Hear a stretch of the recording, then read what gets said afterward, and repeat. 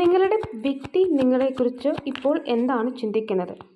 നിങ്ങൾ തമ്മിൽ വളരെയധികം ആർഗ്യുമെൻറ്റ്സ് നടന്നിട്ടുണ്ട്, ഒരുപാട് വഴക്കുകൾ ഉണ്ടായിട്ടുണ്ട്. എന്നിട്ടും ആ വ്യക്തി നിങ്ങളിലേക്ക് വരാനായിട്ട് ആഗ്രഹിക്കുന്നുണ്ട്. പക്ഷേ ആ വ്യക്തി ഒരുപാട് കാര്യങ്ങൾ നിങ്ങളിൽ നിന്നും ഹൈഡ് ചെയ്തിട്ടുണ്ട്, നിങ്ങളെ ചീറ്റ് ചെയ്തിട്ടുണ്ട്.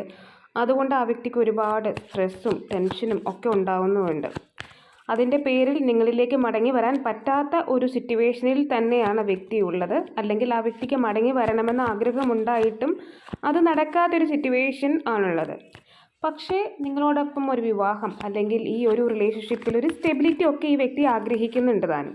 നിങ്ങളുടെ പേഴ്സൺ വേറെ ഏതോ ഒരു സിറ്റുവേഷനിൽ പെട്ട് നിൽക്കുന്നത് കൊണ്ട് ആ വ്യക്തിക്ക് എളുപ്പം നിങ്ങളിലേക്ക് വരാനായിട്ട് സാധിക്കുന്നില്ല. എന്നിട്ടും ആ വ്യക്തി നിങ്ങളോട് പറയാൻ ആഗ്രഹിക്കുന്നത് ക്ഷമയോടുകൂടി കാത്തിരുന്നാൽ ഞാൻ നിങ്ങളുടെ അടുത്തേക്ക് വരും എന്ന് തന്നെയാണ്. ഇവിടെ ഒരു ചീറ്റിംഗ് എനർജി ഉണ്ടായിട്ടുണ്ട്. നിങ്ങൾക്ക് വാല്യൂ തരാതെ പോയിട്ടുള്ള ഒരു പേഴ്സൺ